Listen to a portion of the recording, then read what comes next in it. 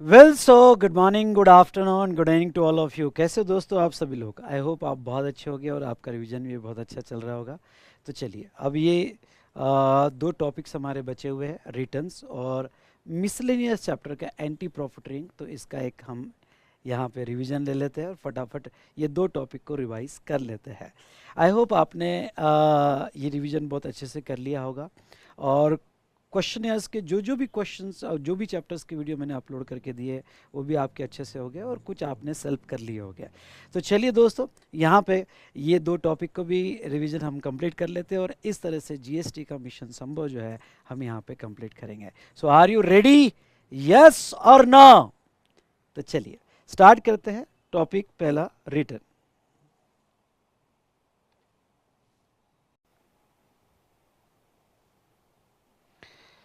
Now देखते chapter return.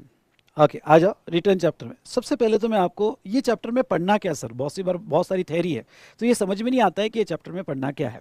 देखो, आपको पढ़ना इस तरह से है कि मेरा चार्ट बुक से आपको फटाफट गो थ्रू कर लेना है, सारे इंपॉर्टेंट पॉइंट्स पढ़ लेना है। स्पेशली इस बार क्यूआरएमपी स्कीम पढ़ लेना है, क्वेश्चन में आ जाना है और क्वेश्चन के सारे एग्जामिनेशन और आरटीपी के क्वेश्चन लिख कर देख लेना है। बस इतना ही इस चैप्टर में आपको करना है। समझ में आया?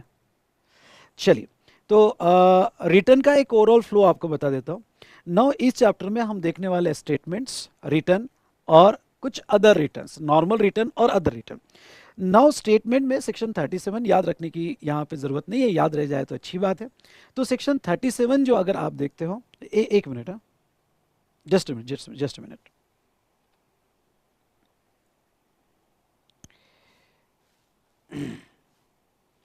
चलिए, तो अब रिटर्न ये चैप्टर में फर्स्ट पार्ट में आते हैं और फटाफट एक पूरे रिटर्न कॉन्सेप्ट का एक और लुक ले लेते हैं यहाँ पे। तो अगर आप देखते हो तो यहाँ स्टेटमेंट एंड रिटर्न। तो स्टेटमेंट की अगर हम बात करें तो जीएसटीआर 1 ये रिटर्न नहीं है, जीएसटीआर 1 ये आउटवर्ड सप्लाई स्टेटमेंट है। I repeat, outward supply statement है। और यहाँ पे वो सेक्शन 37 में आपको फाइल करना पड़ता है। उसके बाद में आईएफएफ, इनवॉइस फर्निशिंग फैसिलिटी, ये क्यूआरएमपी स्कीम में होता है बेटा। आगे मैं क्यूआरएमपी स्कीम बहुत अच्छे से आपको एक्सप्लेन करूंगा। तो invoice furnishing facility QRMP scheme में होता है, जो 13 तारीख तक अगले जैसे क्वार्टर होने के बाद जो नेक्स्ट मंथ होगा उसके 13 तारीख तक आपको फाइल करना पड़ता है। ओके, तो विद इन 3 ईयर्स। और इसका जो मैक्सिमम टाइम लिमिट है, वैसे तो आपको मंथ होने के बाद जो है कि नॉर्मल केस में मंथली स्कीम में होगा तो 11 तारीख जीएसटीआर 1 की डेट होती है, और वो स्टेटमेंट की, आउटवर्ड सप्लाई स्टेटमेंट की, और आईएफएफ की क्वार्टर होने के बाद 13 तारीख होती है। लेकिन अगर कोई किसी रीजन से आप फाइल नहीं कर पाए तो मैक्सिमम टाइम लिमिट आपकी ये जीएसटीआर 1 या आईएफ फाइल करने की 3 years from the due date ये रहेगी। ठीक है, अगर कोई रीजन की वजह से आपने दिया नहीं, 1 साल हो गया, 2 साल हो गया, 3 साल हो गया, तो मैक्सिमम 3 ईयर। सेक्शन 38 में इनवर्ट सप्लाई स्टेटमेंट, और इनवर्ट सप्लाई स्टेटमेंट जो है ये आपका जीएसटीआर 2 भी होता है, वो ऑटो जनरेटेड होता है। जीएसटीआर 2 भी ये बहुत क्रुशियल होता है, जो ऑटो अपडेट होता है, आपको फाइल करने की ज़रूरत नहीं होती है। क्यों? क्योंकि इसके बेस पर ही आपको आईटीसी मिलता है। तो ये ऐसे दो स्टेटमेंट है, एक फाइल करना पड़ता है और एक जो है आपको यहाँ पे जहाँ तक देखा जाए ऑटो जनरेटेड होता है।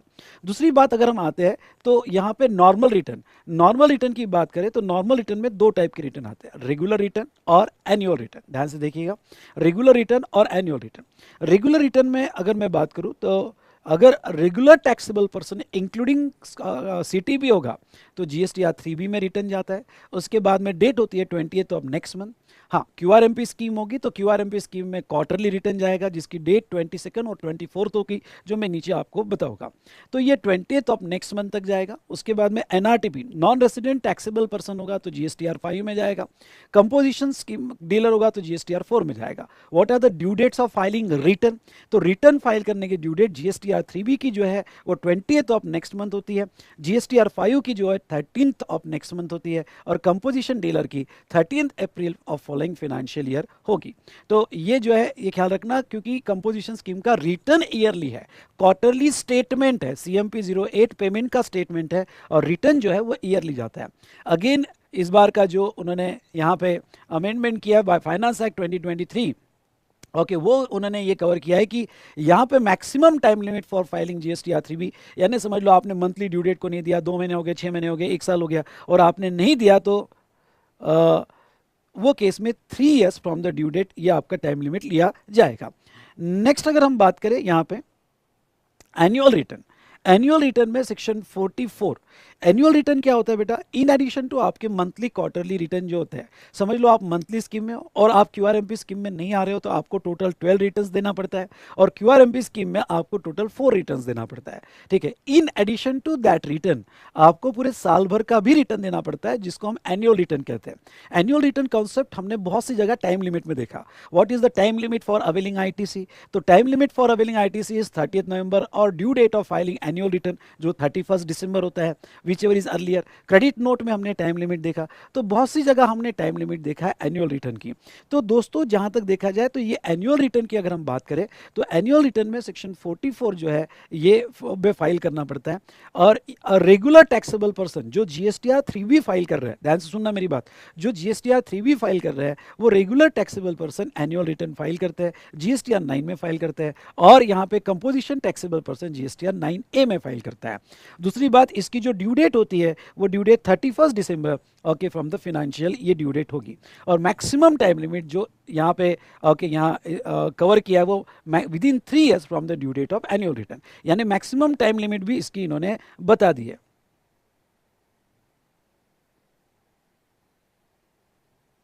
ओके, इन बिटवीन स्पैम मत करो बेटा, इन बिटवीन मैं कोई भी आपकी कमेंट एंटरटेन करने वाला नहीं हूँ।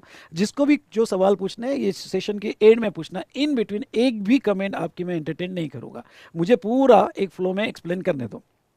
चलिए, तो ये जो है जहाँ तक देखा जाए तो हमने बात किया एनुअल रिटर्न की। उसके बाद में अदर रिटर्न्स होते हैं। हाँ, ये रिटर्न पे क्वेश्चंस आ सकते हैं आपको, ये रिटर्न पे क्वेश्चंस आ सकते हैं, first return and final return. तो आपके क्वेश्चनर में इससे रिलेटेड अगर आपके क्वेश्चंस हो गए तो थोड़ा अच्छे से पढ़ के जाइएगा। ओके, फर्स्ट रिटर्न कॉन्सेप्ट क्या होता है, जैसे फर्स्ट रिटर्न ये कोई स्पेशल अलग से रिटर्न नहीं होता है। जो भी आपका जीएसटीआर 3B रिटर्न होगा, जीएसटीआर 5 में रिटर्न होगा, whatever your normal return, तो जब नॉर्मल रिटर्न आप फर्स्ट टाइम फाइल करते हो तो normal return first time file करते हो वो कहते हैं कि उसमें पीरियड जो है वो मंथ या क्वार्टर से ज़्यादा हो सकता है। अब मंथ या क्वार्टर से ज़्यादा हो सकते हैं का मतलब क्या, मतलब लेट्स टेक एग्जांपल, मैं एग्जांपल लेके आपको समझाना चाहूँगा कि आप लायबल हुए 25 अप्रैल को, आपका थ्रेशोल्ड क्रॉस हुआ 25 अप्रैल को, you are liable to register for 25 April, sorry from 25 April. अब कितना टाइम लिमिट है आपके पास रजिस्ट्रेशन करने के लिए, आपके पास टाइम लिमिट है 30 days from the date when you become liable for registration. अब 30 दिन कहाँ से लेंगे, तो हम 30 दिन लेंगे 25 अप्रैल से। अब 25 अप्रैल से 30 दिन तक मेरे पास टाइम है, मैं अपना रजिस्ट्रेशन करवा सकता हूँ। अब मैंने रजिस्ट्रेशन करवा लिया, समझ लो 22 मई को, 22 मई को मैंने अप्लाई किया फॉर रजिस्ट्रेशन और मेरी आरसी आई 20 मई को। तो अगर मैं 22 मई को रजिस्ट्रेशन के लिए अप्लाई करता हूँ तो मैं विद इन टाइम अप्लाई कर रहा हूँ और मेरी आरसी 20 मई को आई। अब आरसी अगर मेरी 20 मई को आई तो जब तक आरसी नहीं आएगी मैं रिटर्न सबमिट नहीं कर पाऊंगा। अब मेरे सामने चैलेंज क्या हो गया, मेरे सामने ये चैलेंज हो गया कि 25 अप्रैल को मैं लायबल फॉर रजिस्ट्रेशन हुआ, वहाँ से मुझे जीएसटी देना पड़ेगा क्योंकि मैं टैक्सेबल पर्सन हो गया। तो अप्रैल के 6 दिन का रिटर्न की ड्यू डेट है, क्योंकि अप्रैल में जितने भी दिन आपने टैक्सेबल सप्लाई किया होगा उसकी रिटर्न की ड्यू डेट आती है 20th में। अब वो 20th में ड्यू डेट आ गई, सुनो ध्यान से, सुनो ध्यान से, 20th में ड्यू डेट आ गई, पर 20th में को मेरे पास जो है 20 में को मेरे पास जो था जीएसटी नंबर ही नहीं था, क्योंकि मैंने 22 को अप्लाई किया था और 22 को अप्लाई करने के बाद 28 मई को मेरी आरसी आई।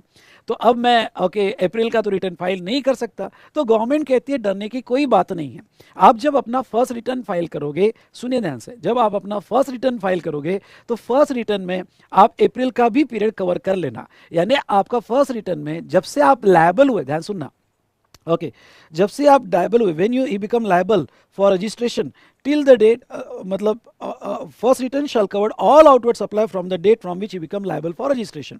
मतलब क्या हुआ कि अब तुम्हारा पहला रिटर्न कब जाएगा, मई का जाएगा, मई का कब जाएगा, 20 जून को जाएगा। तो जब आप मई का रिटर्न 20 जून को फाइल कर रहे हो तो उसमें सिर्फ मई का डेटा नहीं, मई से ज़्यादा का डेटा यानी अप्रैल के 6 दिन का भी डेटा आप ले सकते हो। यानी जब आपका पहला रिटर्न जाता है तो पहले रिटर्न जाते वक्त ओके आप ओके 1 मंथ से ज़्यादा या 1 क्वार्टर से ज़्यादा का पीरियड आप ले सकते हो। समझा होगा तो फटाफट 1 टाइप करो। इसको हम कहते हैं फर्स्ट रिटर्न, और एक होता है फाइनल रिटर्न। ओके भाई, एक फर्स्ट रिटर्न मतलब बच्चा पैदा हुआ, और फाइनल मतलब भाई साहब अब ये खत्म हो गया, जीएसटी से जाने वाला, टिकट कट गई उसकी। ओके, तो मतलब फाइनल रिटर्न यानी आप अपना जीएसटी रजिस्ट्रेशन कैंसिल कर रहे हो। कैंसिल करने के अलग अलग रीजन है जो सेक्शन 29 में एक्सप्लेन किए हुए हैं, रजिस्ट्रेशन चैप्टर में कैंसिलेशन ऑफ रजिस्ट्रेशन में चले जाना। जब भी आप अपना रजिस्ट्रेशन कैंसिल करते हो तो आपको कैंसिल करने का फाइनल रिटर्न एक अलग से देना पड़ता है, और वो फाइनल रिटर्न आपको जो है जीएसटीआर 10 में देना पड़ता है। और वो फाइनल रिटर्न में आपको कह दूं, इन एडिशन टू तुम्हारा जीएसटीआर 3B, या इन एडिशन टू तुम्हारा जो यहाँ पे नॉर्मल रिटर्न होगा, वो इन एडिशन टू दैट आपको देना पड़ेगा। मतलब ओके, उस पीरियड तक का 3B तो देना ही पड़ेगा, प्लस आपको एक फाइनल रिटर्न कंक्लूड करके देना पड़ता है जब आप डी रजिस्ट्रेशन के लिए जाते हो। भाई ये डी रजिस्ट्रेशन क्या होता है? ये डी रजिस्ट्रेशन होता है कि आप रजिस्ट्रेशन कैंसिल कर रहे हो। भाई कैंसिल कर रहे हो तो बहुत सारे इंपैक्ट आपके ऊपर आते हैं। आपको याद होगा तो शेड्यूल 2 के हिसाब से, इफ यू पैरा 4 शेड्यूल 2 के हिसाब से, if you ceases to be a taxable person, तो जो भी तुम्हारी असेट होगी इन द बिजनेस उसके ऊपर जीएसटी आता है। उसके बाद में सेक्शन 18 में जब आप रजिस्टर से डी रजिस्टर होते हो तो स्टॉक का आईटीसी आपका रिवर्सल आता है, तो वो तुमने आईटीसी रिवर्सल किए क्या, उसके बाद में असेट के सारे गुड्स पे जीएसटी दिया क्या, ये सब कुछ आपको आपके फाइनल रिटर्न में बताना पड़ता है, इसलिए फाइनल रिटर्न आपको अलग से देना पड़ता है। चलिए, अब ये फाइनल रिटर्न जो आप अलग से दे रहे हो, final return shall be furnish within 3 months of the date of cancellation of order. अब 3 months ऑफ द, अब ये 3 months समझ लेना। ओके, तो 3 months of the date of cancellation of order और date of cancellation which is later. What is the difference between date of cancellation of order और date of cancellation which is later? अब समझ लो, यहां पे example के तौर पे आपने रजिस्ट्रेशन जो है, रजिस्ट्रेशन कैंसलेशन का ऑर्डर ले लिया 20 दिसंबर को, पर ऑर्डर में लिखा गया कि आपका रजिस्ट्रेशन 1 जनवरी से कैंसिल किया जाएगा। ऑर्डर कब आई? ऑर्डर आपको 20 जनवरी को, ऑर्डर आपको 28 यानी 20 दिसंबर को आई, और कैंसिलेशन डेट कब से कैंसिलेशन हो रहा है उसमें लिखा गया कि 1 जनवरी से कैंसिल होगा। तो date of cancellation of order और डेट ऑफ कैंसलेशन, तो date of cancellation of order है 28 दिसंबर। ओके, और डेट ऑफ कैंसलेशन जो है, ओके, वो डेट ऑफ कैंसलेशन है यहाँ पे 1 जनवरी। तो whichever is later, okay, whichever is later मतलब 1 जनवरी से 3 महीने के अंदर आपको ये जो है फाइनल रिटर्न देना पड़ेगा। कभी कभी क्या होता है, डेट ऑफ कैंसलेशन पहले हो जाता है, रिट्रोस्पेक्टिव कैंसलेशन किया, मतलब ऑर्डर आपको 20 दिसंबर को आई, पर आपके ऑर्डर में लिखा गया कि आपका कैंसलेशन 1 सितंबर से किया जाता है। रिट्रोस्पेक्टिव कैंसलेशन किया, सीवियर एक्शन आपके अगेंस्ट में लिया। अगर रिट्रोस्पेक्टिव कैंसलेशन किया होगा तो वो सिचुएशन में यहां पे ओके, आपका डेट ऑफ कैंसलेशन पहले हुआ, ऑर्डर बाद में आई, तो ऑर्डर से 3 महीना आपको लेना पड़ेगा। इस पे क्वेश्चन पूछ सकते हैं, अगर क्वेश्चन पूछने लायक है तो ये 2 सेक्शंस है। ओके, क्यूआरएमपी स्कीम है जिसके ऊपर आपको क्वेश्चन पूछते हैं। ओके, तो ये 2 सेक्शन अच्छे से करके जाना, इससे रिलेटेड क्वेश्चन भी अच्छे से करके जाना। ये समझ गया क्या? ओके, ये समझ में आया कि नहीं आया? बोलिए फटाफट। ओके, तो ये था एक फ्लो, हमने पूरा स्टेटमेंट्स क्या होते हैं, रेगुलर रिटर्न क्या होता है, एनुअल रिटर्न क्या होता है, फर्स्ट रिटर्न या फाइनल रिटर्न क्या होता है। अब मैं आपको बता दूं, ये फाइनल रिटर्न वही देता है जो जीएसटीआर 3B देगा। जो जीएसटीआर 3B देगा, जब आप रिटर्न की प्रोविजन पढ़ते हो तो जो 3B देता है वही फाइनल रिटर्न देता है। जिसको 3B एप्लीकेबल नहीं है, जैसे एग्जाम्पल के तौर पर ISD, okay, input service distributor, उसको 3B एप्लीकेबल नहीं है तो उसको फाइनल रिटर्न देने की जरूरत नहीं है। ओके, या NRTP 3B एप्लीकेबल नहीं है तो फाइनल रिटर्न देने की जरूरत नहीं है। फाइनल रिटर्न उसको ही देना पड़ता है जो 3B यहाँ पे देगा। समझा हो गया? तो फटाफट 222222 टाइप करो। ओके, तो 2 टाइप करो। तो चलिए दोस्तों, ये जो था स्टेटमेंट और रिटर्न, हमने एक पूरा फ्लो देख लिया। चलो यहाँ पे अब स्टेप बाय स्टेप नीचे आते हैं, आउटवर्ड और इनवर्ड सप्लाई स्टेटमेंट। तो outward supply statement, every registered person including CTP, ये आपको जहां तक देखा जाए तो इंक्लूडिंग सीटीपी, तो ये आपको एमसीक्यू में पूछ सकते हैं, क्या सीटीपी जीएसटीआर 1 फाइल करता है? Yes, casual taxable person GSTR 1 file करता है। ओके, और यहाँ पे ये जीएसटीआर 1 जो है मंथली जाएगा। Okay, details of outward supply, okay, monthly जाएगा। क्यूआरएम की स्कीम में क्वार्टरली जाएगा। क्यूआरएम की स्कीम मैंने नीचे अलग से ले लिया है, इसमें मिक्स ही नहीं किया है और इसकी ड्यू डेट होगी 11th of the next month. अब 11th of the next month का मतलब क्या, मतलब ये हुआ कि आप 1 तारीख 2 तारीख पर मैक्सिमम 11 तारीख तक दे सकते हो। हाँ, अब ये एक बात समझ लेना कि आप GSTR1 पहले नहीं दे सकते, ओके, यानी मंथ के पहले नहीं दे सकते, आप 11 तारीख तक दे सकते हो। और नॉट अप्लीकेबल टू, ये पढ़ के जाना, GSTR1 किसको अप्लीकेबल नहीं है, कंपोजिशन टैक्स पेयर को नहीं देना पड़ता, NRTP को नहीं देना पड़ता, ISD को नहीं देना पड़ता, जो TDS TCS डिडक्ट कर रहे हैं उनको नहीं देना पड़ता, और OIDAR सर्विस प्रोवाइडर को यहाँ पे GSTR1 देने की जरूरत नहीं है। आई होप आपको ये समझ में आया होगा, ओके। और एक ऑनलाइन मनी गेमिंग है, उनको भी GSTR1 यहाँ पे अगर बाहर से इंडिया में सर्विस प्रोवाइड कर रहे हैं तो उनको भी GSTR1 देने की जरूरत नहीं है, उनके लिए स्पेशली रिटर्न है। तो चलिए, आपको GSTR1 मैंने बता दिया कि आपको मंथ होने के बाद 11 तारीख तक देना पड़ता है। Details of outward supply, outward supply में आपको अगर ट्रांजेक्शन B2B होगा, ओके, यानी इंटरस्टेट हो या इंट्रास्टेट हो, made to register person, B2B होगा तो आपको इनवॉइस वाइज डिटेल उसमें देनी पड़ती है, ओके। और interstate supplies with invoice value more than 2.5 lakhs made into URP। हाँ, तो आपको इनवॉइस वाइज डिटेल कौन से केस में देनी पड़ती है, यानी हर इनवॉइस आपको अपडेट करना पड़ता है। तो अगर आपका ट्रांजेक्शन B2B होगा तो हर इनवॉइस की डिटेल्स देनी पड़ती है, और अगर आपका ट्रांजेक्शन B2C होगा तो B2C में इनवॉइस वाइज डिटेल नहीं होती है, कंसोलिडेटेड डिटेल होती है। पर अगर आपका सप्लाई, ये वाला पॉइंट समझना, अगर आपका सप्लाई इंटरस्टेट सप्लाई होगा और आपने अनरजिस्टर्ड पर्सन को किया होगा और वैल्यू 2.5 लाख से ज्यादा होगी, एक मिनट, आपका सप्लाई इंटरस्टेट होगा, वैल्यू 2.5 लाख से ज्यादा है इनवॉइस की, और अनरजिस्टर्ड पर्सन को होगा, तो फिर उस इनवॉइस की डिटेल्स इनवॉइस वाइज आपको देना पड़ेगा, वो कंसोलिडेटेड डिटेल में नहीं आएगा। तो फिर एक सवाल आता है कि कंसोलिडेटेड डिटेल कौन से केस में देनी पड़ती है, तो कंसोलिडेटेड डिटेल्स जो है यहाँ पे इंट्रास्टेट सप्लाई, अगर URP को किया, इंट्रास्टेट URP को किया तो आपको इनवॉइस में नहीं, टोटल, ओके, HSN वाइज आपको टोटल करके डिटेल्स देनी पड़ती है, और आपकी इंटरस्टेट में वैल्यू 2.5 लाख से कम है। अगर 2.5 लाख के ऊपर अनरजिस्टर्ड को है तो वो तो फिर इनवॉइस वाइज में चले जाएगा। 2.5 लाख या उससे अप टू 2.5 लाख, उससे कम है तो आप टू अनरजिस्टर्ड पर्सन तो आप कंसोलिडेट कर सकते हो। हाँ, इसमें एक क्वेश्चन आपको आ सकता है, वो क्वेश्चन आपने स्टिकी नोट्स लेके यहाँ अटैच कर देना, चार्ट में होगा तो अच्छी बात है, अदरवाइज आपने अटैच कर देना। कौन सी ऐसी 2 केसेस है जहां पे आप GSTR1 अर्ली फाइल कर सकते हो, वो क्वेश्चन बड़ा अच्छा है। कौन सी ऐसी 2 केसेस है कि जहां GSTR1 आप मंथ के अर्ली फाइल कर सकते हो। जनरली GSTR1 मंथ होने के बाद ही फाइल होता है, 1 तारीख से 11 तारीख के बीच में, पर उसके 2 एक्सेप्शन है। एक एक्सेप्शन है यहाँ पे कैजुअल टैक्सेबल पर्सन, अगर कैजुअल टैक्सेबल पर्सन का रजिस्ट्रेशन खत्म हो रहा है, ओके, क्योंकि वो टेम्परेरी रजिस्ट्रेशन मिलता है, तो वो मंथ होने के पहले ही GSTR1 फाइल कर सकता है विदिन 7 डेज। या फिर दूसरा है यहाँ पे, एक तो कैजुअल टैक्सेबल पर्सन है, और दूसरा if you cancel your registration आप मंथ के इन बिटवीन ही कैंसिल कर देते हो, तो वो सिचुएशन में आपको GSTR1, ओके, मंथ के पहले भी फाइल करना पड़ता है। तो ये 2 केसेस है, ओके, अगर बुक में से पढ़ के वो अटैच कर देना अगर चार्ट में कवर नहीं होगा। चलिए, फर्निशिंग ऑफ रिटर्न अगर हम बात करें तो टाइप ऑफ टैक्सेबल पर्सन, तो every registered person GSTR 3B में वो यहाँ पे रिटर्न फर्निश करेंगे, ओके। रिटर्न मंथली जाएगा और part of the month, note in case of QRMP scheme में क्वार्टरली जाएगा।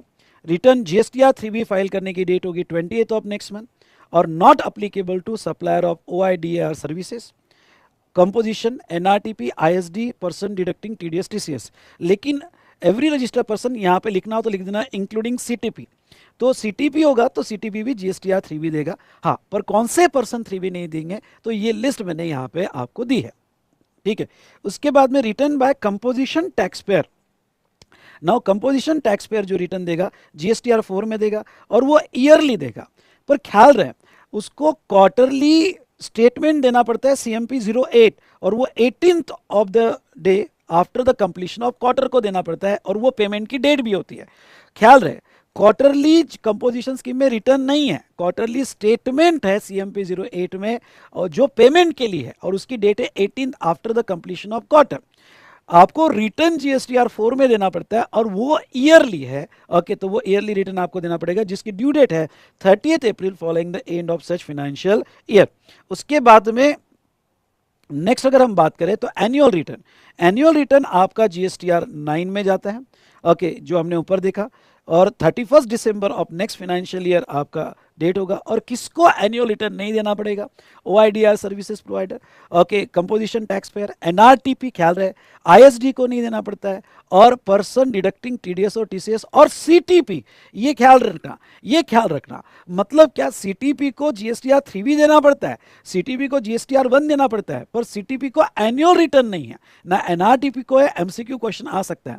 NRTP को भी एनुअल रिटर्न नहीं है, CTP को भी एनुअल रिटर्न नहीं है, ISD TDS TCS को भी नहीं है, ओके। और those referred in proviso to section 35(5), तो वो गवर्नमेंट सेक्टर में जो है, जिनके गवर्नमेंट ऑडिट होते हैं, उनको यहाँ पे एनुअल रिटर्न देने की जरूरत नहीं है। नाउ एनुअल रिटर्न के साथ आपका self certified reconciliation statement attach होता है और ऑडिटेड एनुअल फाइनेंशियल स्टेटमेंट भी अटैच होता है। उसके बाद में फाइनल रिटर्न, जैसे मैंने आपको कहा था, फाइनल रिटर्न आपको, अगर आप रजिस्ट्रेशन कैंसिल कर रहे हो तो वो केस में आपको in addition to your normal return आपको एक फाइनल रिटर्न देना पड़ता है, जो GSTR 10 में देना पड़ता है, और वो 3 months from the date of cancellation और date of order of cancellation which is later. तो ये आपको रिटर्न देने पड़ेंगे। भाई साहब, समझ में आया कि नहीं आया? बताओ, यस और नो? समझ में आया कि नहीं आया? चलिए, चलो,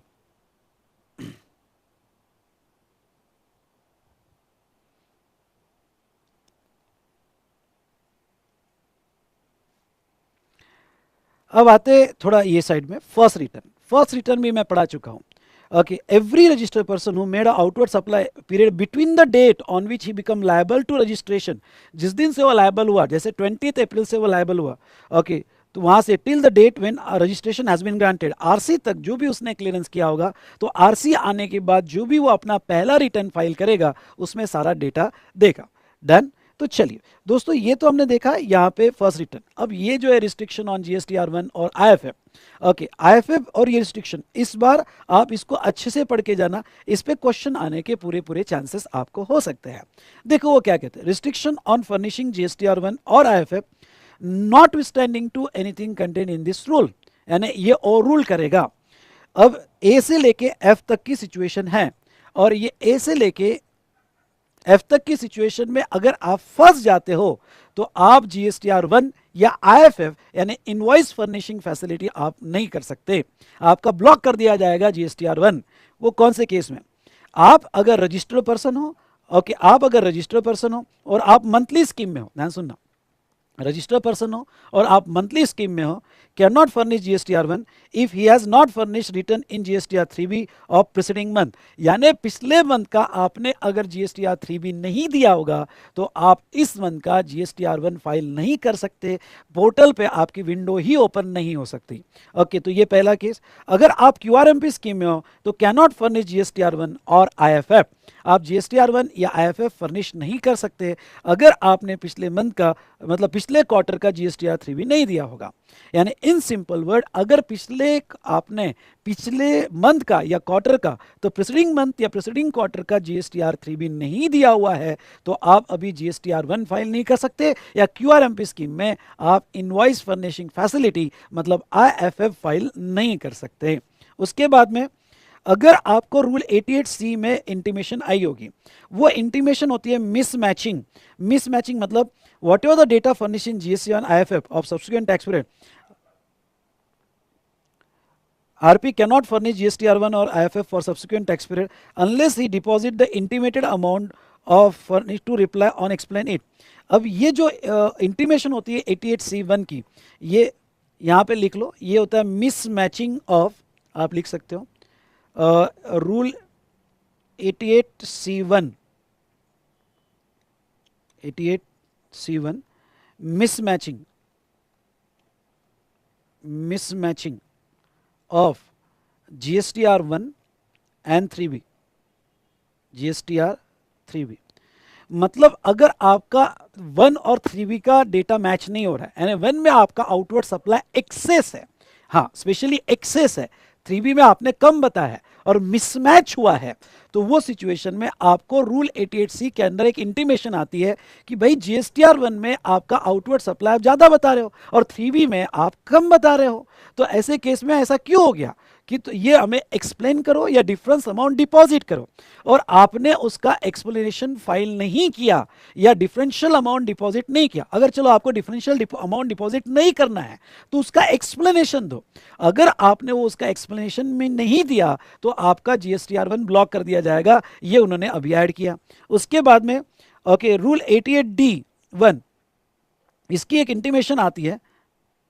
ओके, अगर उसने एक्सेस आईटीसी दिया, और अगर उसने एक्सेस आईटीसी लिया होगा और वो एक्सेस आईटीसी जो लिया उसकी एक इंटीमेशन आती है कि भाई ये आईटीसी आपका 2B से ज़्यादा है। एक्सेस मतलब जो 2B में आपको बता रहा है उससे ज़्यादा आपने आईटीसी लिया, हमें आइदर ये एक्सप्लेन करो, इसका रिप्लाई दो, या डिफरेंशियल अमाउंट डिपॉजिट करो। अगर डिपॉजिट नहीं करते हो तो उसको एक्सप्लेन करो। अगर आपका एक्सप्लेनेशन भी नहीं आया और आपका डिफरेंशियल अमाउंट डिपॉजिट नहीं हुआ तो ऐसे केस में वो आपका GSTR1 या IFF ब्लॉक कर देंगे, ब्लॉक कर देंगे। और नेक्स्ट, बैंक डिटेल्स। नाउ आपको जो है रजिस्ट्रेशन करते वक्त आपको बैंक डिटेल्स देनी पड़ती है। चलो, रजिस्ट्रेशन करते वक्त आपने बैंक डिटेल्स नहीं दिया तो आपको बाद में भी बैंक डिटेल्स देने का उन्होंने ऑप्शन दिया है, और वो है 30 डेज या GSTR1 फाइल करने के पहले।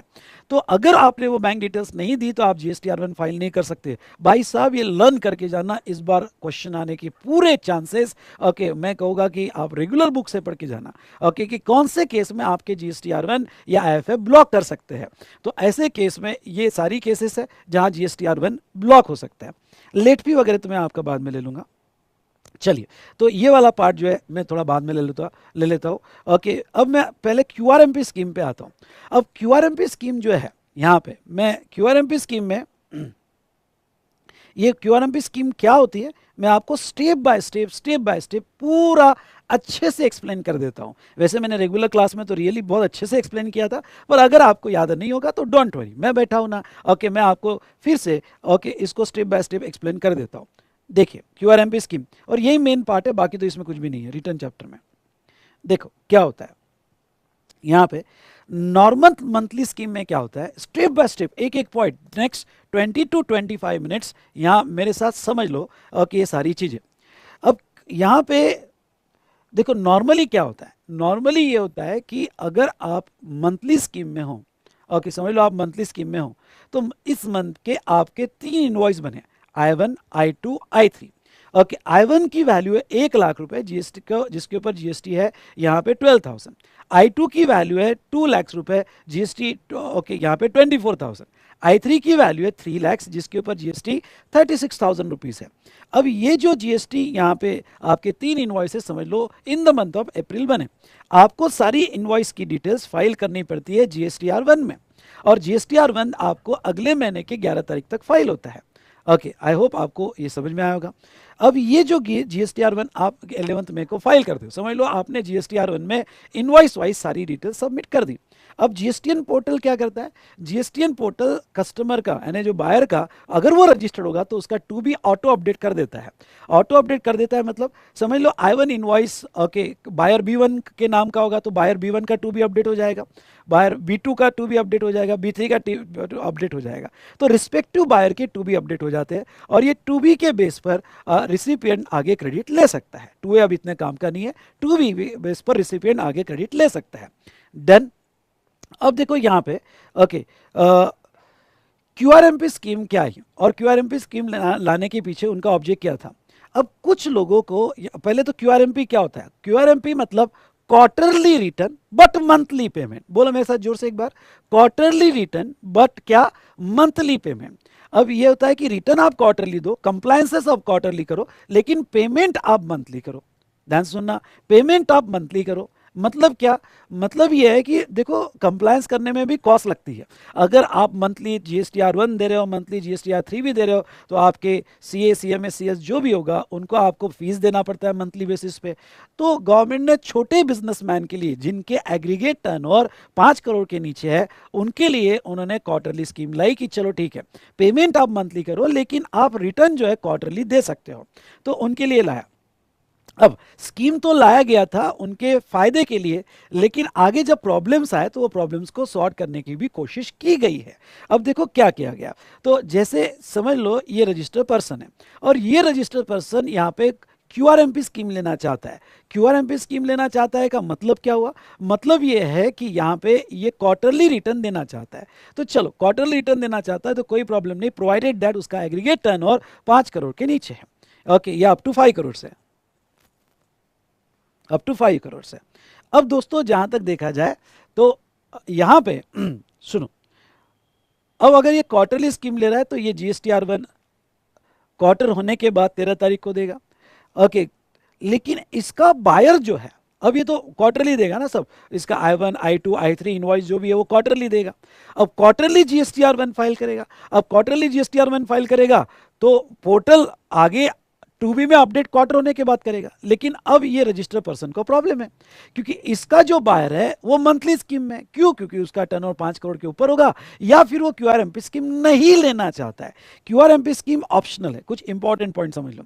क्यूआरएमपी स्कीम ऑप्शनल है, कंपलसरी नहीं है। अब इसके बायर ने क्यूआरएमपी स्कीम नहीं ली, वो क्वार्टरली यहाँ पे जो है स्कीम नहीं, मंथली लेना चाहता है। अब इसके बायर को प्रॉब्लम क्या है? समझ लो इसने अप्रैल का इनवॉइस लिया।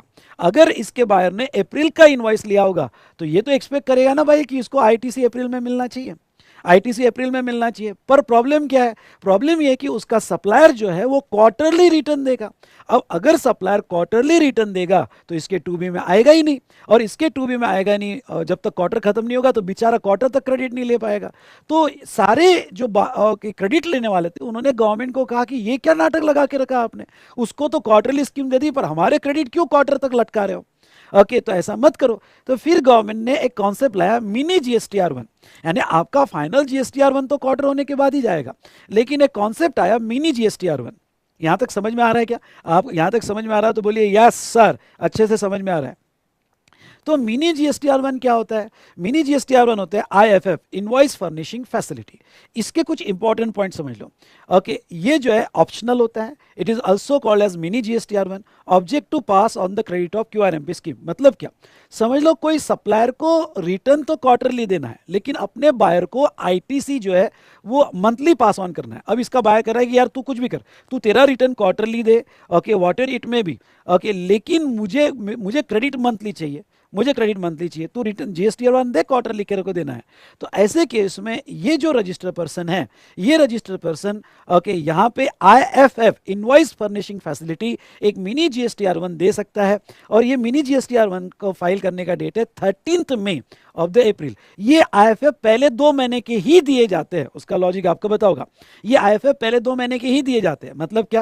अप्रैल का IFF 13 मई तक जाएगा और मई का IFF यहाँ पे 13 जून तक जाएगा। तो ओके, जून का IFF नहीं होता है क्योंकि जून के बाद डायरेक्ट GSTR1 ही जा रहा है। ओके, तो GSTR1 जा रहा है तो IFF देने की जरूरत क्या है? ओके, तो ऐसे ये IFF का ऑब्जेक्ट क्या है? अगर कोई कस्टमर को हमें क्रेडिट इमीडिएट देना है तो उसका इनवॉइस IFF में अपडेट हो जाता है, और उसका इनवॉइस IFF में अपडेट होने के बाद, सुनिए, उसका इनवॉइस IFF में अपडेट होने के बाद पोर्टल उसके 2B में मंथ में अपडेट कर देता है और उसको क्रेडिट मिल जाता है। ओके, अब ये यहाँ पे मैं अभी बता देता हूँ कि IFF में जरूरी नहीं कि सभी बायर के इनवॉइस अपडेट करें। जिसको हम क्रेडिट देना चाहते हैं, समझ लो मैंने B2B सेल किया, 10 कस्टमर को सेल किया, पर 10 में से मेरे को 2 ही बायर को पास ऑन करना है। ये आप सिलेक्ट करो, क्योंकि ये आपके पास ऑप्शनल है, ये आप सिलेक्ट करो कौन से बायर को देना है। तो जितने बायर को देना है, 2 बायर, 3 बायर, 1 बायर, उतने ही बायर का IFF फाइल करो और उतने ही बायर को क्रेडिट उस मंथ में पास ऑन होगा। अब मैं आपको कह दूं IFF मैंडेटरी नहीं है, आप IFF तभी दो अगर आपको उस मंथ में आपका बायर चिल्ला रहा है, आपका बायर कह रहा है कि मुझे क्रेडिट चाहिए। तो अगर उसको क्रेडिट चाहिए तो फिर IFF 13 तारीख तक फाइल कर दो और उसको क्रेडिट पास ऑन कर दो। ओके, अगर आपका बायर नहीं चिल्ला रहा है तो GSTR1 में अपडेट करो, वॉट एवर इट में भी। ओके, तो जो आप अपने हिसाब से सिलेक्ट कर सकते हो ओके IFF में, जिसमें आपकी वैल्यू जो है, इनवॉइस की वैल्यू, जो भी IFF में जितने भी इनवॉइसेस आप ले रहे हो जिसमें इनवॉइस की वैल्यू 50 लाख के ऊपर नहीं होनी चाहिए। पर ख्याल रहे अप्रैल का IFF आपको देना होगा तो 13 मई तक ही दे सकते हो, और मई का IFF 13 जून तक दे सकते हो। समझ लो अप्रैल का IFF आपने नहीं दिया क्योंकि कोई कस्टमर ने डिमांड ही नहीं किया, तो जाने तो नहीं देते IFF। ओके, फिर एक कस्टमर ने कहा कि अरे मेरा अप्रैल का बिल है यार, मेरे को क्रेडिट क्रेडिट चाहिए, तो अब तो डेट निकल गई, तो क्या मई के आईएफएफ में आप अप्रैल का ट्रांजैक्शन ऐड कर सकते हो क्या? नहीं, अप्रैल गया, बात खत्म। अब वो ट्रांजैक्शन आप मई के आईएफएफ में ऐड नहीं कर सकते। इनवॉइस फर्निशिंग फैसिलिटी उसमें आप ऐड नहीं कर सकते। अब जो भी बचा वो अब आपका जब GSTR1 जाएगा तो वो GSTR1 13 तारीख को जाएगा, जून होने के बाद, उसमें आप फाइल कर देना। अब उसको क्रेडिट तभी मिलेंगे। इन सिंपल वर्ड, अगर आपको सेम मंथ में क्रेडिट फाइल करना है, पास ऑन करना है, तो वो आईएफएफ से आप 13 मई तक फाइल कर दो, 13 तारीख तक, यानी 13th of the next month, दूसरे मंथ का 13th of the next month. अगर कुछ भूल जाते हो तो फिर जब GSTR1 फाइल करोगे तभी उसको आगे क्रेडिट मिलेगा। तो क्या आईएफएफ कंपलसरी है? नो, आईएफएफ कंपलसरी नहीं है, ओके, ऑप्शनल है। क्या आईएफएफ का ऑब्जेक्ट आउटवर्ड सप्लाई का स्टेटमेंट है आउटवर्ड सप्लाई का स्टेटमेंट। बस इसका यही है कि to pass on the credit, हमें इससे ज्यादा और कुछ नहीं है, हमको उसको क्रेडिट पास ऑन करना है सेम मंथ में, और उससे ज्यादा उसका कोई ऑब्जेक्ट नहीं है, इसलिए ये मिनी GSTR1 कहा जाता है। यहां तक समझा क्या? यहां तक समझा होगा तो फटाफट 1 टाइप करो। अब ये बड़ी डायग्राम मैं ले रहा हूं, डायग्राम दिखने में तो भयानक दिखती है पर बहुत सिंपल डायग्राम है, और कॉन्सेप्ट समझाने के लिए डेफिनेटली मैं इसको यूज करूंगा। ठीक है, वेरी गुड वेरी गुड। ये जो बच्चे रिस्पॉन्स देते हैं मेरे को बड़े पसंद आते हैं यहां पे। चलिए दोस्तों, अब आते हैं हम इस पर QRMP स्कीम, और QRMP स्कीम को थोड़ा और डेप्थ में जाता हूं। ओके, डेप्थ में लेके आपको ये QRMP स्कीम पढ़ाने की कोशिश करता हूं। ठीक है, तो देखो, अब समझ लो ये बंदा QRMP quarterly return monthly payment scheme ले रहा है। अब इसके ट्रांजेक्शन्स देख लो, और ये ट्रांजेक्शन्स जो है, अब एक एक ट्रांजेक्शन्स यहाँ पे समझने की कोशिश करना। अप्रैल में इसके B2B ट्रांजेक्शन्स हुए, कॉन्सेप्ट समझो। ओके, कॉन्सेप्ट समझ लो, मैंने डायग्राम में दिया हुआ है। ओके, फिर आप भी पढ़ सकते हो, आपको सिर्फ मेरे क्वेश्चन के क्वेश्चन सॉल्व करना है, उससे ज़्यादा और कुछ नहीं करना है ये चैप्टर में। ओके, सिर्फ कॉन्सेप्ट समझ लो। समझ लो, अप्रैल में B2B ट्रांजेक्शन हुआ, और B2B ट्रांजेक्शन अप्रैल में हुआ। ओके, 3 इनवॉइसेस दिए, बायर B1, B2, B3 को, और B2C ट्रांजेक्शन हुए 2 इनवॉइस के, I4 I5 का। जो हमने इनवॉइसेस इशू किए 1 lakh 2 lakh 3 lakh 50,000 20,000 what ever it में भी, इसका GST इनवॉइस में असेस हुआ 80,400। ठीक है, इसमें से मुझे ओके अब अप्रैल का IFF देना है, तो क्या मैं सारे B2B ट्रांजेक्शन का IFF दूं क्या? नहीं, गवर्नमेंट आपको फोर्स नहीं करता है। गवर्नमेंट तो ये भी फोर्स नहीं करता है कि आप IFF दो, वो आपके बायर को अगर क्रेडिट पास ऑन किया तो आपका डिसीजन है IFF देना। हाँ, मेरे 2 बायर चिल्ला रहे, बायर B1 और B2 चाहते हैं कि उनको जो है उनको इमीडिएट क्रेडिट चाहिए सेम मंथ में, क्योंकि वो मंथली स्कीम में है। तो मैं सिर्फ बायर B1 और B2 का इनवॉइसेस IFF में अपडेट कर दूंगा, और IFF में मैं ओके 13 तारीख को IFF फाइल करूंगा, और IFF में मैं इनवॉइस I1 और I2 जो बायर B1 B2 के हैं वो अपडेट कर दूंगा, सो दैट वो क्रेडिट ले सके। तो सर फिर बाकी का बचा हुआ क्या? जैसे B3 वाला भी जो है, I3 इनवॉइस जो है वो भी तो B2B है, तो वो मैं जब क्वार्टरली GSTR1 फाइल करूंगा उसमें अपडेट करूंगा। वो बायर चिल्ला नहीं रहा है तो वो उसमें अपडेट करूंगा। और ये B2C वाले ट्रांजेक्शन कंसोलिडेट ट्रांजेक्शन है, क्योंकि ये इनवॉइस वाइज नहीं कंसोलिडेट, तो ये जब मैं GSTR1 फाइल करूंगा तब मैं अपडेट करूंगा। सिमिलर बेसिस पर मैं यहां पे सिमिलर बेस कॉन्सेप्ट को समझ लो, सिमिलर बेसिस पर मे का रहेगा। अब मे के भी जो है यहाँ पे कुछ B2B ट्रांजेक्शन हुए, B2C ट्रांजेक्शन हुए, इसमें से मुझे सिर्फ यहाँ पे B7 वाला पीछे लगा हुआ है, और B7 वाला कह रहा है कि यहाँ जो है मुझे क्रेडिट चाहिए, तो मैंने एक ही बायर का IFF पास ऑन फाइल किया और यहाँ पे दिया। अब देखो एक चीज समझ लो, 13 तारीख IFF फाइल करने की है, तो वो आपकी मर्जी, आपको किसी बायर को देना होगा तो आप दे सकते हो, जिसको नहीं देना होगा तो मत दो। ओके, मत दो। लेकिन ओके, आपको QRMP स्कीम में पेमेंट मंथली करना पड़ता है, रिटर्न आप क्वार्टरली दो, और बट पेमेंट मंथली करना पड़ता है। मतलब क्या? मतलब ये हुआ कि अप्रैल का पेमेंट आपको अगले महीने के 25th यानी अगले महीने के 25th डे को देना पड़ेगा। पेमेंट तो आपको मंथली देना पड़ेगा। आप IFF दो मत दो, GSTR1 क्वार्टरली दो, 3B क्वार्टरली दो, आपको जो क्वार्टरली देना है दो, हमको पेमेंट मंथली चाहिए। और पेमेंट ये जो अप्रैल का पे करने का तरीका है, ये इसके लिए 2 स्कीम दी है उन्होंने, fixed sum method and self assessment method. सुनिएगा, fixed sum method and self assessment method, यहां 2 स्कीम उन्होंने यहां पे दिया हुआ है। पेमेंट तो मंथली होगा। तो पहले मंथ के पेमेंट करने की डेट होगी 25th में। जीएसटी जो आपका कंप्यूट होगा वो नीचे दो गए मेथड में से आप जो मेथड सिलेक्ट करोगे उस मेथड से आपको जीएसटी पे करना पड़ेगा। तो ऐसे सिचुएशन में यहाँ पे जो है मैंने अपने इनवॉइसेस थे B2B B2C, और अब थर्ड मंथ का आईएफएफ देने की जरूरत नहीं है। जून का डायरेक्ट GSTR1 जाएगा 13 तारीख को, तो अब जून का डेटा आप डायरेक्ट GSTR1 में दो। तो GSTR1 में कौन सा डेटा दिया जाएगा। वेरी इंपॉर्टेंट पॉइंट मैं आपको ये बता दूं कि यहां पे जो डेटा आप आईएफएफ में दे चुके हो, ध्यान से सुनना, जो डेटा आप आईएफएफ में दे चुके हो वो डेटा आपको GSTR1 में देने की जरूरत नहीं है। जो डेटा बच गया वही GSTR1 में दो। जैसे अप्रैल का मैंने B1 B2 आईएफएफ में दे दिया, तो GSTR1 में आप वो अपडेट करने की जरूरत नहीं, पर B3 अपडेट करो, B2C अपडेट करो। ओके, मई का मैंने B7 दिया, तो बाकी बचा हुआ अपडेट करो, B2B B2C, और जून का तो पूरा डेटा अपडेट होगा। तो वो क्वार्टर होने के बाद जो आपका आईएफएफ में नहीं दिया हुआ डेटा है वो GSTR1 में 13 तारीख को जाएगा।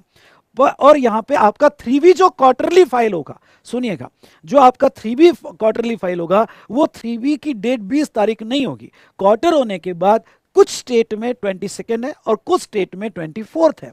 ओके, 3B फाइल करने का आपको स्टेट लर्न करने की जरूरत नहीं है। मैं बता दूं, स्टेट लर्न करने की जरूरत नहीं है। तो 22 या 24 को आपका 3B आएगा। आप इतना याद करना, 22 या 24।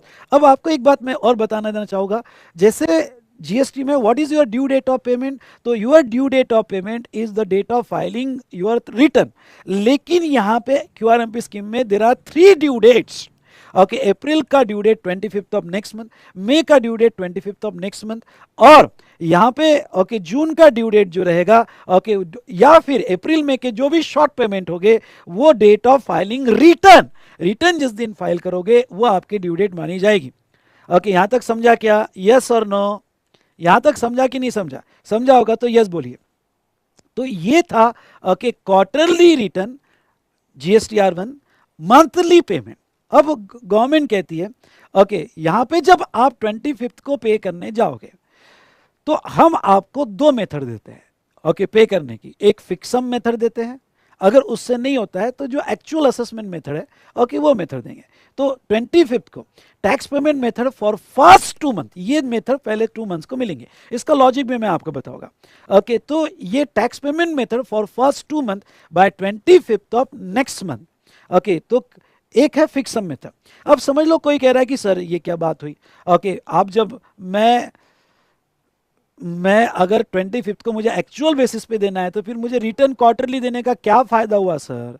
मैं क्वार्टरली रिटर्न क्यों चाहता हूँ कि भाई मैं असेसमेंट के मुझे टेंशन ना हो, ओके कैलकुलेशन के टेंशन ना हो, इसलिए आपने क्वार्टरली दिया ना। पर अगर आप मंथली टैक्स पेमेंट मांग रहे हो और एक्चुअल बेसिस पे मांग रहे हो तो मुझे तो असेसमेंट करना ही पड़ेगा।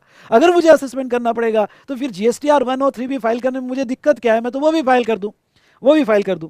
तो फिक्सम मेथड में गवर्नमेंट कहती है चल ओके एक काम कर, तू एक्चुअल बेसिस पे मत दे। क्या था तेरा एक्चुअल टैक्स? ओके, पहले मंथ का 80,400 तेरा एक्चुअल टैक्स था। नहीं तू मत दे एक्चुअल बेसिस पे, तुझे नहीं करना है ना, टेंशन नहीं लेना है ना, हमें चाहिए तो मंथली, पर तुझे टेंशन नहीं लेना है। जैसे इनकम टैक्स में एडवांस टैक्स होता है, एडवांस टैक्स तू एक काम कर, तू साल होने के बाद तेरा एक्चुअल असेसमेंट करना, पर कुछ फिक्स अमाउंट एक एस्टिमेटेड बेसिस पे एडवांस टैक्स दे दे। तो ऐसे केस में अब वो क्या कहते हैं, फिक्सम मेथड में हम कुछ परसेंटेज फिक्स कर रहे हैं। ओके, और वो परसेंटेज जो हम फिक्स करेंगे उतना तू पहले मंथ का दे और दूसरे मंथ का दे। मतलब लेट्स टेक एग्जांपल, उन्होंने दिया है ओके 35% आपको अप्रैल का और मई का 35%, क्योंकि पहले 2 मंथ का, तीसरे मंथ का तो प्रॉब्लम ही नहीं होगा। तो ये आप 35%, अब ये 35% किसका? तो वो कहते हैं कि देख तुझे 35% देना पड़ेगा, पर किसका 35%? यानी अप्रैल का 35, मई का 35, पर किसका?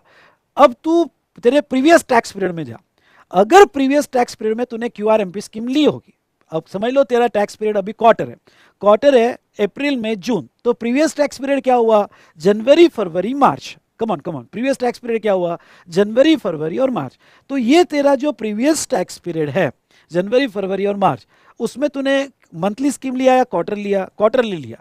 तो क्वार्टरली जो तूने स्कीम लिया था उसमें कैश लेजर से जितना पे किया।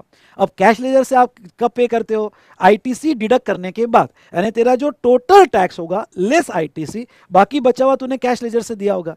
तो जितने क्वार्टर, पूरे क्वार्टर का तूने जो कैश लेजर से दिया होगा, उसका पहले मंथ में 35%, दूसरे मंथ में 35%, ये फिक्स दे दे हमें, ये फिक्स दे दे हमें, जिसकी ड्यू डेट होगी 25 ऑफ मई और इसकी ड्यू डेट होगी 25 ऑफ जून। और तूने अगर ये 35% नहीं दिया इस डेट को, तो हम इंटरेस्ट लगाएंगे 18% पर एनम से नेक्स्ट डे से। ओके, और जून का हमें फिक्स नहीं चाहिए, जून का जो एक्चुअल रहेगा वो एक्चुअल बेसिस पे हम जून का निकालेंगे। ओके, जो भी एक्चुअल रहेगा वो एक्चुअल बेसिस पे जून का निकालेंगे, जिसकी ड्यू डेट तुम्हारे 3B की डेट होगी, यानी तुम्हारे 22 और 24 स्टेट वाइज स्टेट डेट लिया जाएगा। तो अब ये तो था अगर तूने प्रीवियस मंथ में क्वार्टरली रिटर्न लिया होगा। सर मैंने प्रीवियस मंथ में क्वार्टरली नहीं, प्रीवियस मंथ में मंथली लिया और अब अभी से क्वार्टरली स्कीम चालू कर रहा हूं। अगर तूने प्रीवियस में मंथली लिया होगा तो तूने वो मंथ में उस एक मंथ का जो तूने ई कैश लेजर से पे किया होगा, तूने एक मंथ का ई कैश लेजर से पे किया होगा, वो 3 लाख पे किया होगा, तो उसका 100%, उसका 35% नहीं, तूने लास्ट में क्वार्टरली दिया होगा तो 35, और अगर तूने मंथली पे किया होगा तो जो कैश लेजर से पे किया उसका 100% फिक्स, उसका 100% फिक्स। ओके, इस ड्यू डेट को देना पड़ेगा, नहीं तो इंटरेस्ट लगेगा। जून का तो एक्चुअल। अब गवर्नमेंट क्या कहती है?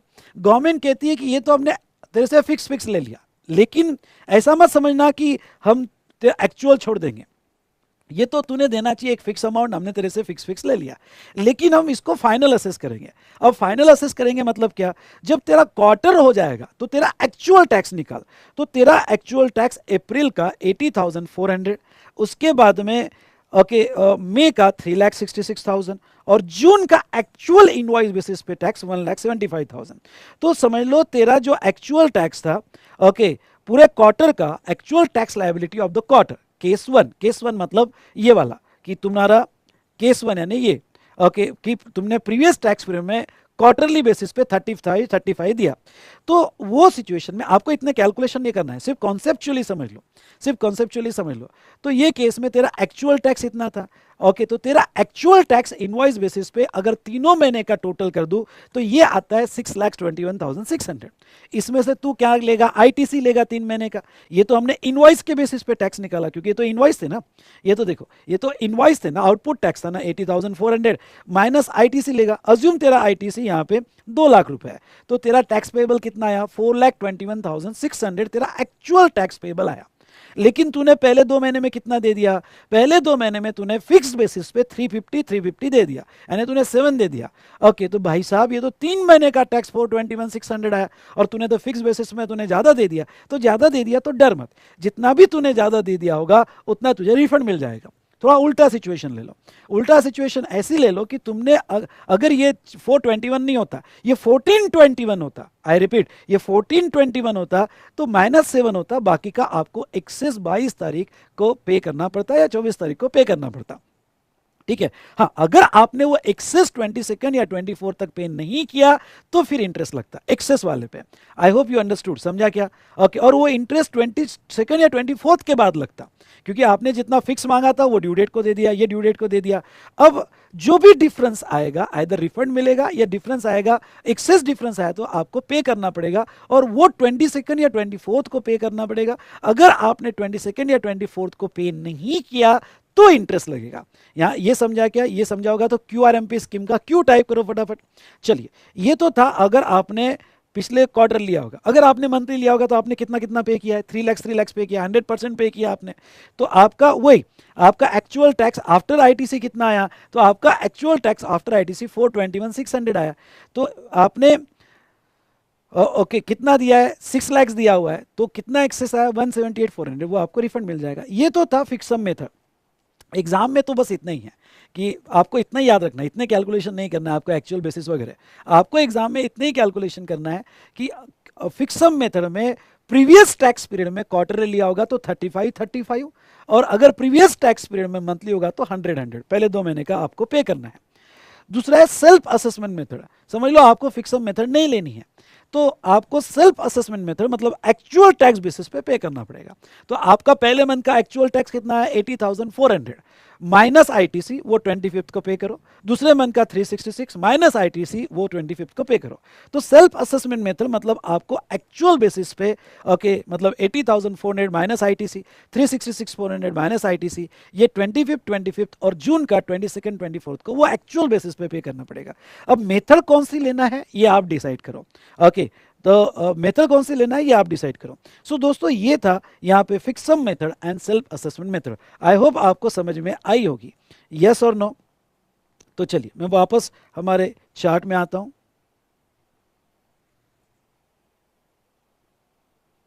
देखो क्यूआरएमपी स्कीम, हाँ ये चार्ट में, वैसे तो वो चार्ट से मैंने पूरा आपको एक अच्छे से एक्सप्लेन कर दिया है, लेकिन फटाफट बता देता हूँ। यहाँ पे रजिस्टर पर्सन क्यूआरएमपी स्कीम और इंटरेस्ट लाइबिलिटी पेमेंट वगैरह मैंने पूरा चार्ट दो इसमें डिवाइड किया हुआ है। देखो रजिस्टर पर्सन को क्यूआरएमपी स्कीम मिलेगी, यहाँ पे who is required to furnish return in GSTR 3B, जो 3B फाइल करते हैं उनको क्यूआरएमपी स्कीम मिलेगी और उनका एग्रीगेट टर्नओवर 5 ईयर से कम होना चाहिए इन प्रोसीडिंग फाइनेंशियल ईयर। ओके तो क्यूआरएमपी स्कीम मिलेगी।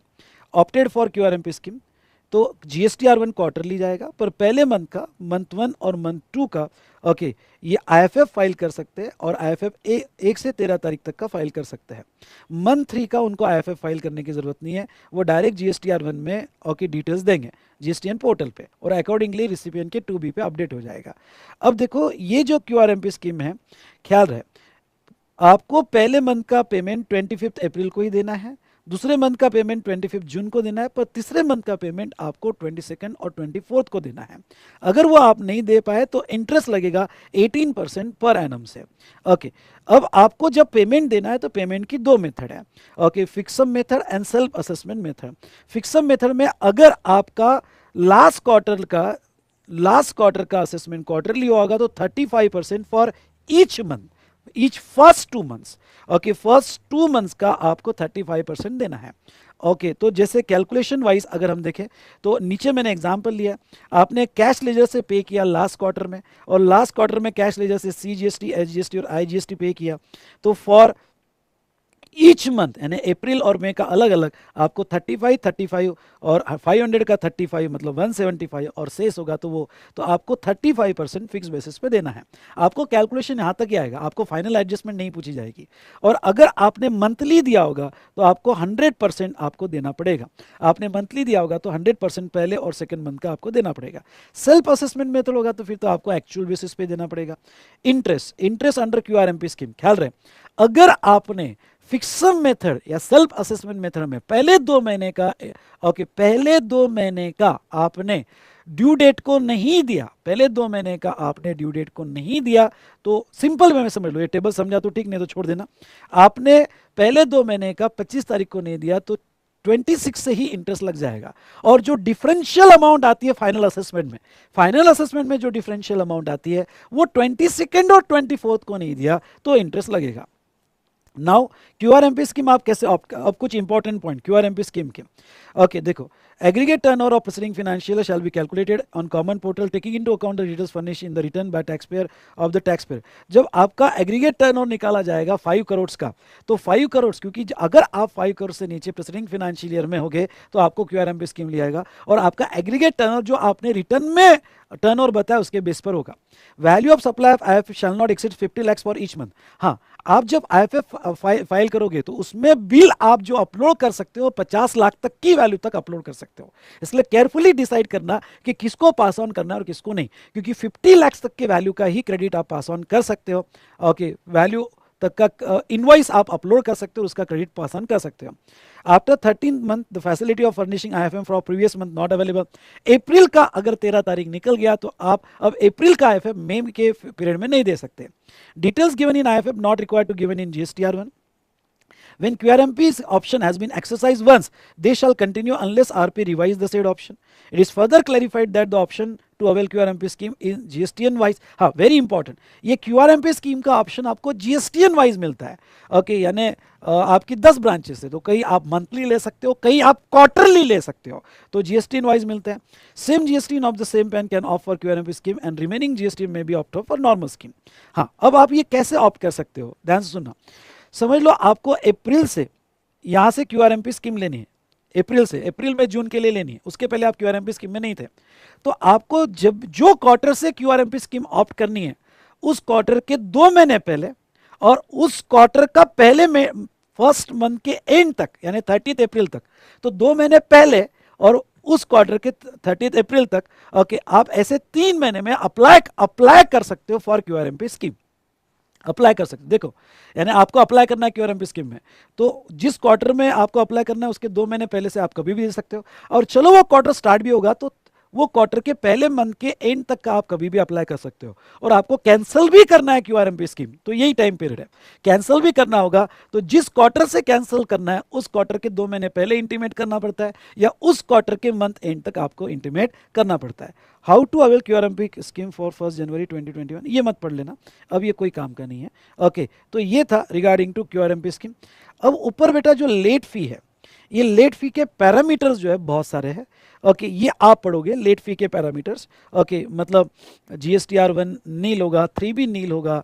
ओके, तो वो केस में 20 रुपीज़ पर डे, यानी 10 रुपीज़ CGST और SGST का, बट मैक्सिमम 500. ये तो लर्न करने लायक है, मैं भी पढ़ाऊँ तो भी आपको लर्न ही करना पड़ेगा. तो ये लेट फी के पैरामीटर्स आप लर्न करोगे. हाँ, एक कॉन्सेप्ट है GSTP प्रैक्टिशनर, GSTP, जिसको हम कहते हैं GSTP. ये अच्छे से पढ़ के जाना, और मैंने अच्छी समरी बना के दे दी है, तो ये समरी तो पढ़ लेना. तो concept of GSTP, okay, registered person में authorise approved GSTP to furnish information on his behalf to the government. मतलब जैसे रेलवे के एजेंट्स होते हैं, ओके, यहाँ पे वैसे तुमने कभी लाइसेंस निकाला तो वहाँ के एजेंट्स होते हैं, वैसे गवर्नमेंट ने प्रोफेशनल रखे, हाँ, एजेंट्स नहीं, प्रैक्टिशनर्स रखे हैं. तो गवर्नमेंट का जो है पोर्टल पे लोग जिसको भी GST में प्रैक्टिस करना है, जिसके क्राइटेरियाज है, जिसको भी GST में प्रैक्टिस करना है, वो GSTP का रजिस्ट्रेशन करवाएंगे और वो लोगों को सर्विस देंगे. और उनके मतलब रजिस्टर्ड पर्सन के बिहाफ पे GSTP सारे कंप्लायंस कर सकता है. ओके, तो इसका स्पेशल यूजर आईडी और पासवर्ड रहेगा GSTP का. Okay, they can do all the work on the behalf of tax payer, and tax payer may choose different GSTP simply unselecting the previous one and choose the new one. Tax payer अपने user ID, अपने login से एक GSTP को unselect करके दूसरे GSTP को select कर सकता है. What is the eligibility of GSTP? तो वो सिटीजन ऑफ इंडिया चाहिए, साउंड माइंड चाहिए, not adjudication as insolvent and not be convicted by court. ये तो बेसिक रिक्वायरमेंट है. ओके, एडिशनल रिक्वायरमेंट, ओके, तो वो रिटायर्ड ऑफिसर ऑफ गवर्नमेंट चाहिए जो रैंक बी में काम कर चुका है at least 2 years. Okay, sale tax practitioners पुराना, ओके, जिसने कम से कम 5 साल प्रैक्टिस किया हो. ओके, या वो ग्रेजुएट हुआ हो, degree of foreign university recognise by Indian law, या गवर्नमेंट की GSTP की एग्जाम होती है वो उसने पास किया हो. ओके, या वो हमारी एग्जाम पास कर चुका हो, तो इसको GSTP के यहाँ पे ऑप्शन मिलते हैं. What are the activities to be taken by GSTP? तो मैंने लिस्ट ऑफ एक्टिविटीज दिया है, GSTP क्या क्या कर सकता है, तो ये आपको अच्छे से रिवाइज कर लेना है. सो दोस्तों, इस तरह से हमने यहाँ पे जो है ये most of the okay questions इसमें GSTP के ले लिया. चलिए, तो हमारा यहाँ पे चैप्टर एंड होता है रिटर्न. ओके, तो यहाँ हमारा ये चैप्टर एंड होता है रिटर्न. आपको करना क्या है और आपको पढ़ना कैसे है? तो रिटर्न चैप्टर में मैं आपको बता दूं कि ओके, रेगुलर बुक पर ज़्यादा एम्फेसाइज मत करना. जो मैंने हाईलाइट करके दिए होगे, स्टार करके दिए होगे, तो वो स्टार करके जो है वो एक बार देख लेना. कहीं मैंने time limit for correction in GSTR1 वगैरह दिया होगा, तो वो जो है 30 नवंबर और date of filing annual return which is earlier, वो टाइम लिमिट में आपने करेक्शन कर लेने चाहिए अगले साल के. तो ये जो कुछ हाईलाइट करके दिया होगा उतना पढ़ लेना, पर ज़्यादा से ज़्यादा प्रैक्टिस आपके क्वेश्चनर पे आपकी होनी चाहिए. ओके, हाँ, मैंने ये चैप्टर से आपको कनेक्ट कर दिया है, आपका अच्छा रिवाइज हो गया है. अब अभी टाइम वेस्ट मत करना, अभी के अभी इसका क्वेश्चन देख लेना और अभी इस चैप्टर को खत्म कर लेना, तो आपका कॉन्फिडेंस सुपर बूस्ट हो जाएगा. ठीक है, डन. वैसे दोस्तों ये बताओ कि आपको कैसे लगा रिवीजन, RR रिवीजन, उसके बाद में क्वेश्चन वगैरह, ये सारा आपको किस तरह मज़ा आया ये सबको देख के? मजाक का मतलब कोई खुशी, मतलब एंटरटेनमेंट, नाच गाना नहीं। आपका कॉन्फिडेंस बढ़ा क्या, आपको इंसाइट मिला क्या, और मैंने अपने तरफ से जो सपोर्ट दिया आपको उसका सपोर्ट मिला क्या?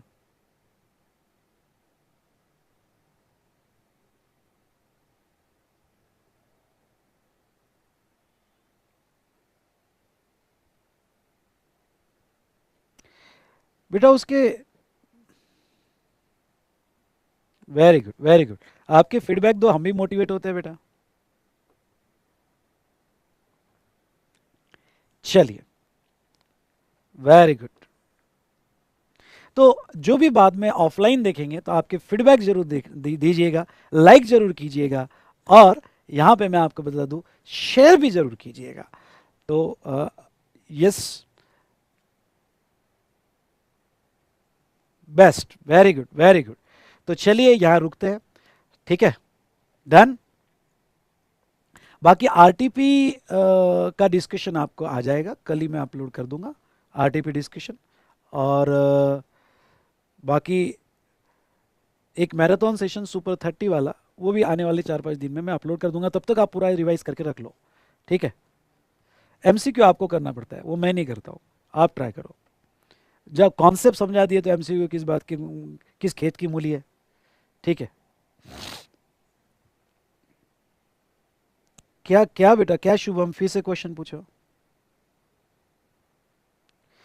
पीओएस के क्वेश्चंस मैंने, अरे मैं बोल चुका हूँ आपको, प्लेस ऑफ सप्लाई के क्वेश्चन जो मैंने रेगुलर क्लास के सेशन दिए उसमें ही कवर कर लिए हैं।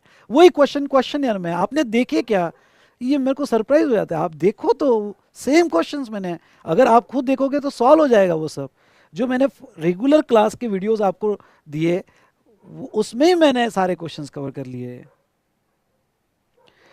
शुभम वो तो आपको ऑर्डर देना पड़ेगा, कुछ उसका मिनिमम ट्रांसपोर्टेशन कॉस्ट का कुछ अमाउंट है, वो देख लो आप वेबसाइट पे। डन।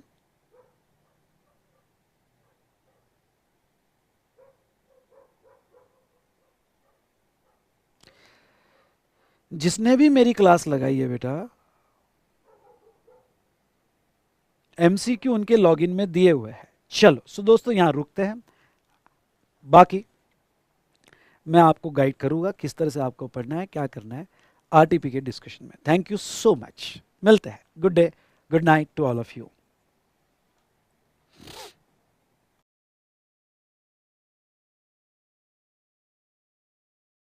मिसलेनियस में, मिसलेनियस प्रोविजन में, वैसे तो मैंने कुछ ये चार्ट का पढ़ लिया तो भी हो जाएगा। एंटी प्रॉफिटिंग ले लिया, 151 ले लिया, 169 ले लिया, और ये नया सेक्शन भी ले लिया, तो आपका चार्ट में ही हो जाएगा। एंटी प्रॉफिटिंग क्या होता है ये थोड़ा आपको समझा देता हूँ। अभी ये सेक्शन इतना काम का नहीं बचा, लेकिन सेक्शन 171 की पूरी प्रोसेस आपको बता देता हूँ। ओके, टेक्स्ट आपने पढ़ लेना है, ओके टेक्स्ट आपने पढ़ लेना है। चलिए, प्रॉफिटिंग समझ लो। प्रॉफिटिंग दो चीज़ों से हो सकता है, reduction in rate of tax and benefit of ITC. अब देखो क्या होता है, बहुत सी बार गवर्नमेंट रेट रिड्यूस करती है। अब पिछले 2-3 साल में तो ऐसा नहीं हुआ, लेकिन कोविड के पहले बहुत ऐसा हुआ था। जैसे रेस्टोरेंट कैटरिंग का रेट 18% से 5% किया। उसके बाद में बहुत से इलेक्ट्रॉनिक्स प्रोडक्ट्स के रेट्स 28 से 18 पे लाए। तो क्या हो जाता है, समझ लो आपको कस्टमर को बताया 28% का जीएसटी लगता है, 28% का जीएसटी लगता है। गवर्नमेंट का नोटिफिकेशन आ गया, और गवर्नमेंट का नोटिफिकेशन आने के बाद आपके जीएसटी के रेट कम हो गए। सुनिएगा, आपके जीएसटी के रेट्स कम हो गए, कम हो गए, ये आपको पता, कस्टमर को पता नहीं। तो आपने क्या किया कि आप, और आप बी टू सी बेचते हो, स्पेशली बी टू सी में बोलता हूँ, आप बी टू सी बेचते हो तो इंक्लूडिंग जीएसटी इंक्लूडिंग प्राइस दे देते हो। समझ लो आपका ओके इलेक्ट्रॉनिक शॉप है, कस्टमर बी टू सी है, तो आप क्या करते हो, इंक्लूडिंग एमआरपी लगा देते हो, एमआरपी इतनी है इंक्लूडिंग जीएसटी। अब क्या हो जाता है, आपका रेट 28 का 18 हो गया, ये आपको पता, कस्टमर को पता नहीं। और कस्टमर को आप ये पता नहीं, तो आपने क्या कर लिया, आपने प्राइस उतनी रखा जो पहले 28% जीएसटी पे प्राइस थी। समझ लो 100 रुपये और 28 आपका जीएसटी, तो आपकी एमआरपी 128 पे होगी। तो आपने एमआरपी उतनी रखा, और गवर्नमेंट को बैकवर्ड कैलकुलेशन से 18% दे रहा हो। गवर्नमेंट ने जो रेट कम किया 28 का 18, ओके, आपने उसका बेनिफिट कस्टमर को पास ऑन नहीं किया, आपने अपनी प्राइजेस कम नहीं की। रेस्टोरेंट कैटरिंग में तो बहुत ऐसा हुआ कि प्राइजेस कम नहीं हुई, इलेक्ट्रॉनिक गुड्स में बहुत ऐसा हुआ, प्राइजेस कम नहीं हुई, और आपने अकॉर्डिंगली आपकी प्राइजेस कम ना करते हुए प्राइजेस वही रखी। और ये जो गवर्नमेंट ने टैक्स कम करके दिया, इनडायरेक्ट टैक्स, ये इसका प्रॉफिट रिंग कर लिया, इसका प्रॉफिट खुद ही रख लिया, इसका प्रॉफिट खुद ही रख लिया, खुद ही कर लिया। तो भाई साहब ये इनडायरेक्ट टैक्स है। गवर्नमेंट कहती है हमने कम करके दिया तो कस्टमर को बेनिफिट दो, अगर यहाँ पे तुम कस्टमर को बेनिफिट नहीं दे रहे तो ये क्या नालायकी कर रहे हो। तो आपका गुड्स और सर्विस का रेट गवर्नमेंट ने कम किया, ओके, या गवर्नमेंट ने कोई आईटीसी के आपको स्पेशल बेनिफिट दिए, जैसे ट्रांजिशन प्रोविजन जब ओके एक्साइज से वैट से जीएसटी आया तो वहाँ गवर्नमेंट ने ट्रांजिशन में बहुत सारे बेनिफिट दिए आईटीसी के, और वो आईटीसी के बेनिफिट आपने कस्टमर को पास ऑन नहीं किए, ओके, आपने कस्टमर को बेनिफिट नहीं दिया, ये बहुत इंपॉर्टेंट है। तो ये आपने प्रॉफिटरिंग किया। जब जीएसटी नया नया था तो लोगों ने इतना प्रॉफिटरिंग किया, इतना प्रॉफिटरिंग किया, जीएसटी के नाम से कुछ भी किया भाई साहब, ओके, और जो बेनिफिट कस्टमर को देने चाहिए थे, क्योंकि जीएसटी लॉ बहुत फ्लक्चुएट हो रहा था, कम ज़्यादा हो रहा था, रेट कम ज़्यादा हो रहे थे, ओके, आईटीसी के बेनिफिट्स दिए जा रहे थे, पर कस्टमर को ये पास ऑन ही नहीं किए। तो कस्टमर को प्रॉफिट पास ऑन नहीं किया, खुद प्रॉफिटरिंग किया, ओके। तो ये जो नालायक interested profit, okay, interested party है जिसने लिया इसका, ओके, कस्टमर को सॉरी नालायक नहीं, जिसने भी प्रॉफिटरिंग किया होगा, ओके, उसका ये कस्टमर है, इसको समझ गया कि ये हमके बेनिफिट नहीं, या कोई संस्था को समझ गया, इंस्टीट्यूशन को समझ गया कि भाई ये जो है, ओके, जहाँ तक है प्रॉफिटरिंग खुद ही कर रहा है, वो कस्टमर को नहीं दे रहा है, प्राइजेस कम नहीं कर रहा है। तो फिर इसका अप्लीकेशन गवर्नमेंट ने एक कमेटी बनाई एंटी प्रॉफिटरिंग के लिए, ओके, जो स्टेट लेवल स्क्रीनिंग कमेटी और एक स्टैंडिंग कमेटी जो नेशनल लेवल पे थी। अगर आपका यहाँ पे लोकल लेवल पे प्रॉफिटरिंग चल रहा होगा, ये समझ लो इसकी शॉप है, लोकल लेवल पे स्टेट में शॉप है, तो उसकी कंप्लेंट जाएगी आप स्टेट लेवल स्क्रीनिंग कमेटी के पास, अप्लीकेशन जाएगा कि ये शॉप है, ये उसका जीएसटीएन है, ये प्रॉफिटिंग कर रहा है, उसकी कंप्लेंट फाइल होगी। जो भी इंटरेस्टेड पार्टी होगी जिसको ऐसा लग रहा है कि ये प्रॉफिटिंग को रोकना चाहिए, हो सकता है इंस्टीट्यूशन हो, संस्था हो सकता है कोई इंडिविजुअल बंदा हो, कोई स्टूडेंट हो, उसको लग रहा है प्रॉफिटिंग हो रहा है, तो ऐसे केस में वो स्टेट लेवल स्क्रीनिंग कमेटी के पास एप्लीकेशन फाइल कर रहा है कि ये ओके जीएसटीएन नंबर वाला रजिस्टर्ड पर्सन प्रॉफिटिंग कर रहा है, जिसका एग्जामिनेशन ऑफ एप्लीकेशन, आपका एप्लीकेशन एग्जामिन किया जाएगा with in 2 months, extendable for 1 month, और वो स्क्रीनिंग होने के बाद वो भी सेटिस्फाइड हो गए कि हाँ प्रॉफिटिंग हो रहा है, तो वो केस स्टैंडिंग कमेटी के पास भेज देते हैं कि भाई अब स्टैंडिंग कमेटी इसके आगे देखेगी। नाउ अगर नेशनल लेवल का केस है, एग्जांपल लो आपकी पूरे इंडिया में ब्रांचेस है और वो रिलायंस फ्रेश की पूरे इंडिया में ब्रांचेस है, B2C ट्रांजेक्शन करता है, एंटी प्रॉफिटिंग कर रहा है, सॉरी प्रॉफिटिंग कर रहा है और प्रॉफिटिंग को एंटी करना है, तो अगर नेशनल नेचर का केस है तो उसका एप्लीकेशन डायरेक्ट स्टैंडिंग कमेटी के पास जाएगा, standing committee of anti profiting. तो लोकल लेवल का है तो पहले स्टेट लेवल चेक करेगी और फिर स्टैंडिंग के बाद भेजेगी, ओके, और नेशनल लेवल का है तो जहाँ तक है वो सभी जगह पूरे इंडिया में प्रॉफिटिंग कर रहा होगा तो उसकी कंप्लेंट स्टैंडिंग कमेटी के पास जाएगी। अब स्टैंडिंग कमेटी क्या करेगी, तो standing committee is satisfied that there is a prima facie evidence that supplier has not pass on the benefit. Standing committee okay सब कुछ देखने के बाद समझ गया कि अरे यार सप्लायर को तो बेनिफिट्स मिल रहे हैं पर ये पास ऑन नहीं कर रहा है, ओके, रिलायंस फ्रेश है, रिलायंस फ्रेश ने बेनिफिट पास ऑन नहीं किए, सब खुद ही खा गया, ओके, हमने तो बहुत सारे आइटम्स के रेट्स कम किए। तो प्राइमा फेसी जैसे उनको कंफर्म हो गया, वो केस यहाँ पे डीजीएपी के पास भेज देती है। अब ये डीजीएपी कौन होता है, तो लिखो director general of anti profiteering, director general of anti profiteering, okay, director general of anti profiteering, ठीक है, director general of anti profiteering DGAP, वो केस उसके पास भेज देता है कि प्राइमा फेसी तो हमको लग रहा है अब डिटेल इन्वेस्टिगेशन करो। डीजीएपी जो है डिटेल इन्वेस्टिगेशन करता है, नोटिस देता है सप्लायर को, ओके, और जिसने एप्लीकेशन फाइल किया इंटरेस्टेड पार्टी होगी कि भाई ये कंप्लेंट आई है, conduct investigation, collect evidences, completion of evidence 6 months, okay, extension 3 months, and can seeks opinions of other agency to discharge duty. Other agency मतलब वो सीए सीएमए, ओके, या जिनको पता होता है प्रॉफिटिंग कैसे होता है, कैसे लिया जाता है, इनका भी ओके ओपिनियन लेगा और फिर अपनी रिपोर्ट भेज देगा competition commission of India CCI को, ओके। तो प्रॉफिटरिंग डन, प्रॉफिटरिंग हुआ है, ओके, प्रॉफिटरिंग डन, और वो रिपोर्ट भेज देगा सीसीआई को, भाई प्रॉफिटिंग हुआ है।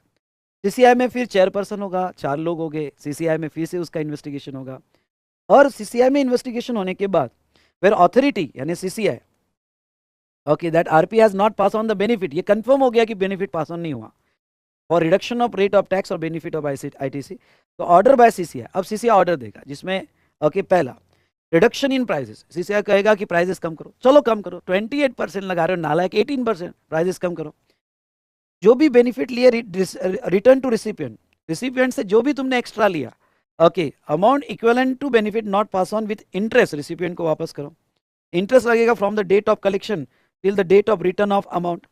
जब तक आप अमाउंट रिटर्न नहीं करते हो तब तक का इंटरेस्ट लगेगा। If eligible person does not claim और नॉट आइडेंटिफाइबल, तो फिर अगर वो जो एक्स्ट्रा प्रॉफिट लिया गया और जिसको वापस करना तो आइडेंटिफाइबल नहीं है या उसने क्लेम नहीं किया, तो फिर 50% सेंट्रल गवर्नमेंट के अकाउंट में डालो, 50% ओके यहाँ पे स्टेट के CWF मतलब consumer welfare fund, consumer welfare fund में डाल दो।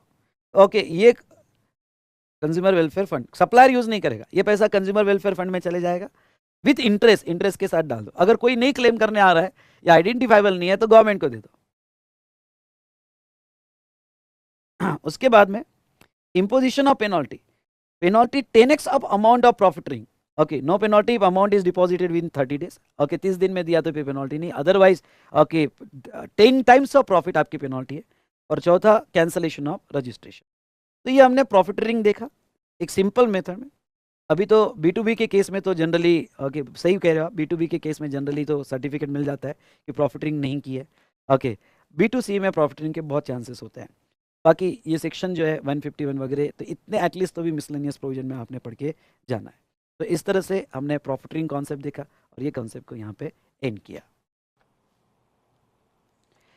चलिए दोस्तों, तो इस तरह से हमने कंप्लीट किया हमारा मिशन समर में लगभग जीएसटी के सारे टॉपिक्स। आई होप आपने ये सारे टॉपिक्स जो है एंजॉय किए होंगे। यस और नो बोलिए यस सर। ओके, और इस तरह से हमारा चार्ट के बेस पर पूरा रिवीजन हो चुका है। चलिए अब नेक्स्ट जो है हम स्टार्ट करेंगे कस्टम्स का रिवीजन, लेकिन कस्टम्स के रिवीजन का जो लेक्चर नंबर रहेगा एक लेक्चर नंबर गैप रख के मैं स्टार्ट करूंगा। क्यों? क्योंकि अब ये जो गैप वाला लेक्चर है ये इसमें जहाँ तक देखा जाए मुझे अगर ऐसा कुछ लगता है कि भाई मैंने और कुछ पॉइंट्स पे रिवीजन करना चाहिए या फिर यहाँ पे जैसे जीएसटी एथिक्स मैंने वैसे तो अमेंडमेंट्स में आपका बहुत अच्छे से कवर कर लिया, और उससे रिलेटेड अगर कोई पॉइंट पे मैंने कवर करना चाहिए तो वो मैंने एक लेक्चर का गैप रखा हुआ है। और उसके बाद में हम स्टार्ट करेंगे यहाँ पे कस्टम भी बहुत अच्छे से हम रिवाइज कर लेंगे। तो चलिए दोस्तों, यहाँ पे ख़त्म करते हैं हमारा जीएसटी रिविजन। आई होप आप जो भी क्वेश्चनर्स की वीडियो मैंने अपलोड कर दी वो क्वेश्चनर्स की वीडियो आप देख चुके हो, साथ साथ में आपने सेल्फ भी क्वेश्चन ट्राई कर लिया है, बहुत अच्छे से आपने इसकी प्रिपरेशन कर ली है। बस दोस्तों अब क्या है, आईडीटी में इस बार 80 पार, उसके नीचे आपको सोचना भी नहीं है। सो चलिए यहाँ रुकते हैं। Thank you so much. आपको अगर लेक्चर अच्छा लगा होगा, रिवीजन अच्छी लगी होगी तो लाइक ज़रूर कीजिएगा, शेयर कीजिएगा और अपनी कमेंट्स ज़रूर दीजिएगा। चलो थैंक यू सो मच बेटा।